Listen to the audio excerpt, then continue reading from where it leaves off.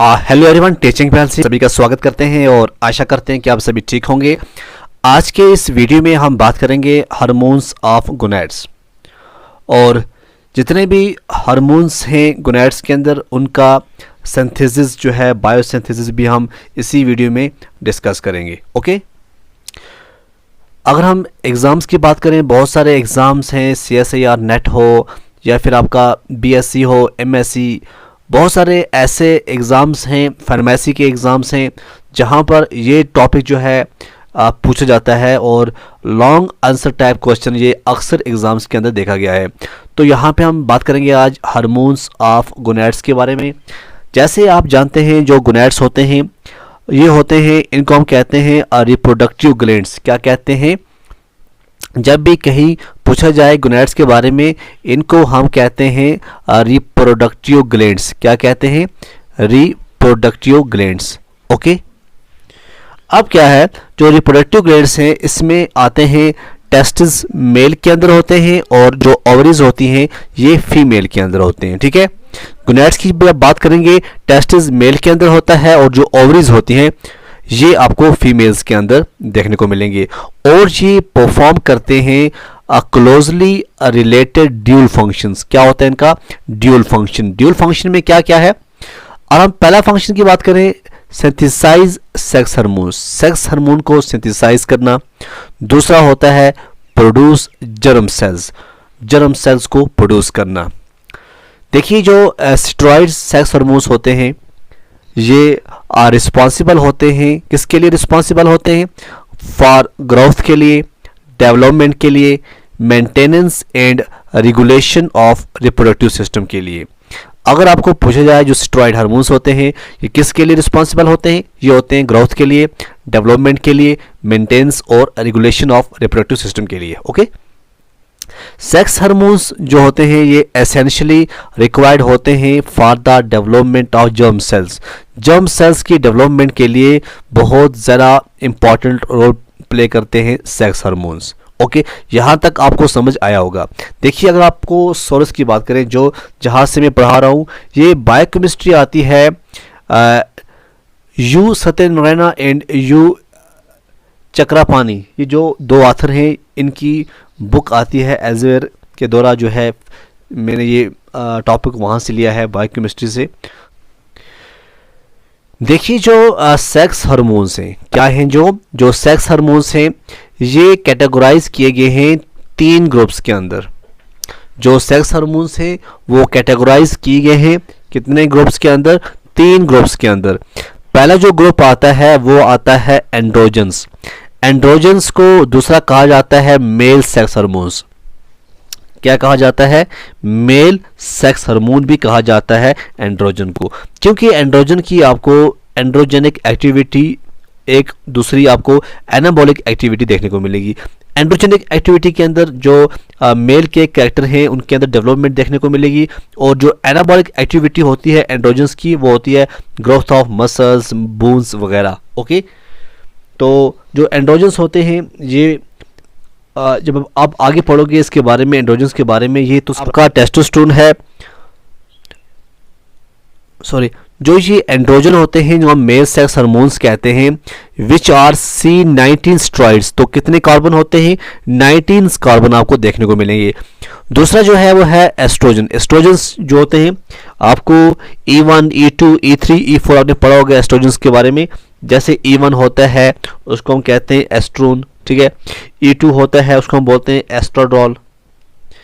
E3 जो होता है एस्ट्रियोल, ठीक है। E4 होता है एस्टिट्रॉल।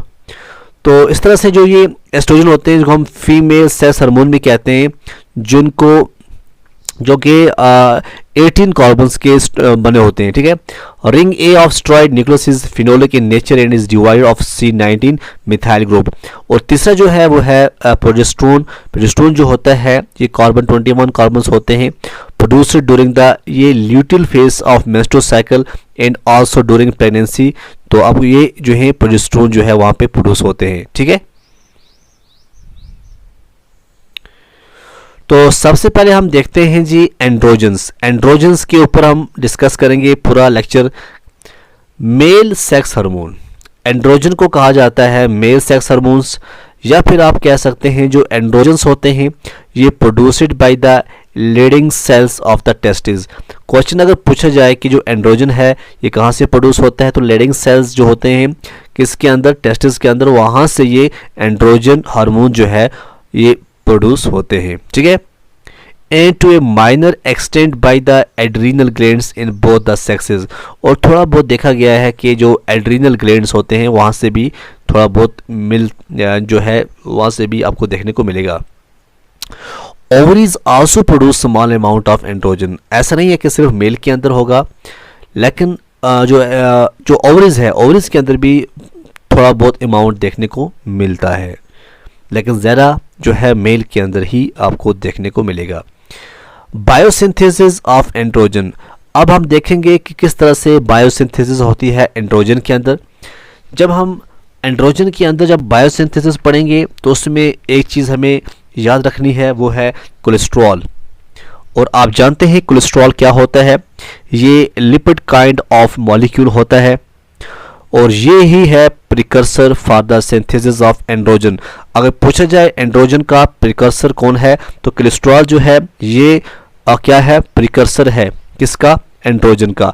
It is first converted to pregnenolone which then forms androstenedione. ठीक है, बाई 2। देखो इसको हम आगे आपको दिखाएंगे तब आपको समझ में आएगा। ये देखिए, ये देखिएगा, एक सेकंड थोड़ा बड़ा करके मैं दिखाता हूँ आपको। ये देखिए, ये है कोलेस्ट्रॉल। ठीक है, ये इंपॉर्टेंट है। कोलेस्ट्रॉल जो है ये 4 रिंगड स्ट्रक्चर होता है, लिपिड काइंड ऑफ मॉलिक्यूल होता है। और जब कोलेस्ट्रॉल के ऊपर बहुत सारे एंजाइम वैसे कंटेन करता है, ठीक है ना, और भी फॉरेन जो एलिमेंट्स इसके ऊपर, जो फॉरेन मॉलिक्यूल्स जो हैं इसके ऊपर जब एक्ट करते हैं तो ये मॉडिफाइड हो जाता है किसके अंदर, प्रेग्नेनुलोन के अंदर। ठीक है, अब जब प्रेग्नेनुलोन के अंदर ये मॉडिफाइड हो जाता है तो उसके बाद देखा गया है कि इसके 2 पाथवेज बनते हैं। कितने बनते हैं, आपको 2 पाथवेज आपको देखने को यहाँ पे मिल रहे हैं। ठीक है, एक ये आपको यहाँ मिल रहा है, एक आपको यहाँ मिल रहा है। देखिएगा जब प्रेग्नेनुलोन से हम जब इस पाथवे की बात करेंगे, जब प्रेग्नेनुलोन से 17 अल्फा हाइड्रोक्सी प्रोजेस्टेरोन बनता है।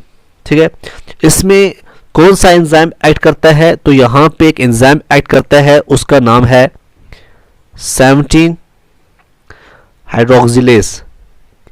17 हाइड्रोक्सिलेज जो है वो एंजाइम एक्ट करता है तो बनता है 17 अल्फा हाइड्रोक्सी प्रोजेस्टेरोन। अब क्या है, जब 17 अल्फा हाइड्रोक्सी प्रोजेस्टेरोन बन जाता है उसके बाद 17-20 लाइस एंजाइम जो है, कौन सा, 17-20 लाइस एंजाइम जब वो एक्ट करता है तो बनता है डी हाइड्रो एपी एंडोस्टेरोन जो है ये बन जाता है। ओके, और उसके बाद ये बन जाता है एंड्रोस्टेनिडोन। ठीक है, ये बन जाता है। और इसको कौन, जब इसके ऊपर कौन एक्ट करता है, कौन सा एंजाइम आता है, वो आता है डी हाइड्रोजिनेस। ठीक है, डी हाइड्रोजिनेस एंजाइम के बाद ये बन जाता है। ये इसका हो गया एक पाथवे। दूसरा पाथवे जो है, जैसे मैंने आपको बताया, जो प्रेग्नेनुलोन से प्रोजेस्टेरोन बन जाता है। प्रोजेस्टेरोन जो है डेट क्यों बनता है, तो जो प्रेग्नेनुलोन है, प्रेग्नेनुलोन से जब ये प्रोजेस्टेरोन के अंदर चला जाता है और उसके बाद ये बन जाता है 17 अल्फा हाइड्रोक्सी प्रोजेस्टेरोन और उसके बाद सीधा आ जाता है, बन जाता है एंड्रोस्टेनिडोन। ठीक है, अब देखो दोनों पाथवे आपने देख लिया। जब एंड्रोस्टेनिडोन जो होता है, जो ये पाथवे है, इसको हम आगे की तरफ देखते हैं क्या है। देखिएगा, एंड्रोस्टेनिडोन जो है इसमें आप देख रहे हो कि टेस्टोस्टेरोन किस तरह से बनेगा। इसमें डीहाइड्रोजिनेस और आइसोमरेज जो ये एंजाइम है, जब ये एक्ट करते हैं तो बनता है टेस्टोस्टेरोन। और टेस्टोस्टेरोन के बाद जब एरोमेटेसिस जब एंजाइम एक्ट करते हैं तो बनता है 17 बीटा एस्ट्राडियोल E2। और दूसरा बनता है जब हम एंड्रोस्टेनिडोन के अंदर जब एरोमेटेस जो एंजाइम है वो एक्ट करता है तो बनता है एस्टोन E1। तो इसमें जो एंजाइम है वो है 16 अल्फा हाइड्रोक्सिलेसिस। जब ये एंजाइम जो इसके ऊपर एक्ट करते हैं तो ये बनता है एस्ट्रियोल E3 जिसको कहा जाता है। अब टेस्टोस्टेरोन से 5 अल्फा डाई हाइड्रो टेस्टोस्टेरोन जो है DHT बनता है। वो किस तरह बनता है, तो इसका जो एंजाइम है वो है 5 अल्फा रिडक्टेस। तो ये तमाम जो एंजाइम है जैसे हमने पढ़े, तो ये पूरे इसके बायोसिंथेसिस के अंदर आते हैं, तब जाके आपका जो एंड्रोजन का जो टॉपिक है वो तभी क्लियर हो पाएगा आपका बायोसिंथेसिस, जब आपको ये एंजाइम जो है, आपका प्रोडक्ट क्या मिल रहा है, आपका इन प्रोडक्ट क्या है आपको, और कौन सा एंजाइम कहाँ से आ रहा है, तो ये आपको थोड़ा नजर रखना पड़ेगा, तभी जाके आपका क्वेश्चन जो है वो आपका कंप्लीट हो सकेगा। ठीक है, जैसे हमने बताया आपको पाथवेज, 2 पाथवेज थी, आइदर थ्रो प्रोजेस्टेरोन और थ्रो 17 हाइड्रोक्सी प्रेग्नेनोलोन, और आपको हमने बता दिया, पूरी समझा के अच्छी तरह से समझाने की कोशिश की। टेस्टोस्टेरोन जो है प्रोड्यूस होता है फ्रॉम एंड्रोस्टेनिड्यून, ये आपका क्लियर हो गया। और जो प्रोडक्शन होती है एंड्रोजन की, ये under the control of LH and FSH, ये भी इंपॉर्टेंट है। ठीक है ना, ल्यूटिनाइजिंग हार्मोन और फोलिकल स्टिमुलेटिंग हार्मोन जो है इसके कंट्रोल के अंदर ही जो है एंड्रोजन का प्रोडक्शन होता है। ठीक, अब यहाँ पे हम बात करेंगे एक्टिव फॉर्म ऑफ एंड्रोजन। जैसे आपने देखा जो प्राइमरी प्रोडक्ट था टेस्टिस का, वो क्या है, वो है टेस्टोस्टेरोन। हाउएवर जो एक्टिव हार्मोन होता है बहुत सारे टिश्यूज का, वो टेस्टोस्टेरोन नहीं होता है, बट उसका जो मेटाबोलाइट होता है वो होता है डाईहाइड्रो टेस्टोस्टेरोन, DHT होता है। ठीक है ना, अब testosterone on reduction by the enzyme 5 alpha reductase, देखना ये पॉइंट नोट करना कि जो टेस्टोस्टेरोन होता है उसके ऊपर जब रिडक्शन हो जाती है किसके एंजाइम की वजह से, 5 अल्फा रिडक्टेस की वजह से, तो वो बनाता है DHT। क्या बनाता है, DHT, डाईहाइड्रो टेस्टोस्टेरोन बनाता है। This conversion mostly occurs in the peripheral tissues, ये कहाँ पे आपको देखने को मिलेगा, जरा ये आपको पेरिफेरियल टिश्यूज के अंदर आपको देखने को मिलेगा। कुछ वर्कर्स कंसिडर करते हैं कि जो टेस्टोस्टेरोन है ये एक प्रो हार्मोन है और dihydrotestosterone the more potent form as the hormone. अब हम देखेंगे physiological and biochemical function of androgen. ठीक है, यहां तक आई होप आपको समझ आया होगा। देखिए physiology,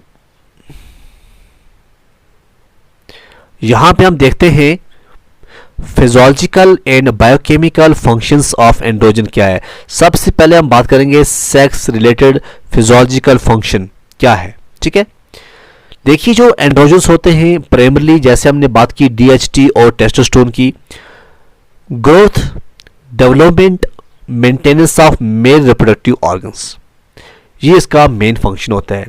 sexual differentiation, secondary sexual characteristic हो गया दूसरा। तीसरा पॉइंट स्पर्मेटोजेनेसिस।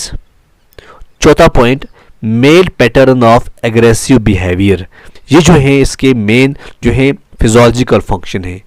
उसके बाद हम देखेंगे अगर पूछा जाए कि फिजियोलॉजिकल फंक्शन एंड्रोजन के क्या है, तो एंड्रोजन आप जानते हैं कि प्राइमरी DHT है और टेस्टोस्टेरोन है, तो इसमें आप ग्रोथ की बात करें, development, maintenance of male reproductive organs, sexual differentiation हो, सेकेंडरी सेक्सुअल कैरेक्टरिस्टिक हो, spermatogenesis, male pattern of aggressive behaviour, ये चीज़ें हैं। ठीक है, उसके बाद दूसरा आता है बायोकेमिकल फंक्शन। क्या आता है, बायोकेमिकल फंक्शन।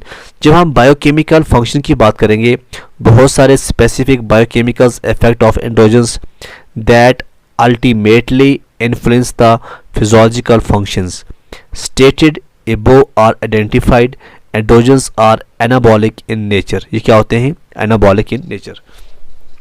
पहले हम देखेंगे इफेक्ट ऑन प्रोटीन मेटाबॉलिज्म। क्या देखेंगे, क्या इफेक्ट रहता है ऑन प्रोटीन मेटाबॉलिज्म। ये देखिए जो एंड्रोजन्स होते हैं ये प्रमोट RNA सिंथेसिस। क्या प्रमोट करते हैं, RNA सिंथेसिस, जिसको हम कहते हैं ट्रांसक्रिप्शन, और प्रोटीन सिंथेसिस, जिसको हम क्या कहते हैं, ट्रांसलेशन। और जो एंड्रोजन्स होते हैं ये काज करते हैं पॉजिटिव नाइट्रोजन बैलेंस और इंक्रीज करते हैं मसल के मास को। क्या करते हैं, मसल के मास को इंक्रीज करते हैं।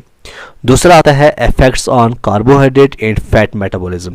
पहला हमने देख लिया प्रोटीन मेटाबॉलिज्म का इफेक्ट, और दूसरा है effect on carbohydrate and fat metabolism. इसमें क्या है, जो एंड्रोजन्स होते हैं ये इंक्रीज करते हैं glycolysis, fatty acid synthesis and citric acid cycle. ये पॉइंट आपको नोट करने हैं। और लास्ट में हम बात करेंगे effect on mineral metabolism. Androgens जो है ये प्रमोट करते हैं मिनरल डिपोजिशन और bone growth before the closure of epiphyseal cartilage. तो अभी हमने सिर्फ एंड्रोजन के बारे में पढ़ा, अभी हमें बहुत कुछ पढ़ना है, ठीक है। तो आप हमारे साथ जुड़े रहिएगा। हम एस्ट्रोजन, उसके बाद हम बात करेंगे एस्ट्रोजन की, एस्ट्रोजन के बाद हम पढ़ेंगे प्रोजेस्टेरोन की, ठीक है। ये तीनों हार्मोन हम पढ़ेंगे और वो हम नेक्स्ट लेक्चर में हम आपके लिए लेकर आएंगे, एस्ट्रोजन और प्रोजेस्टेरोन।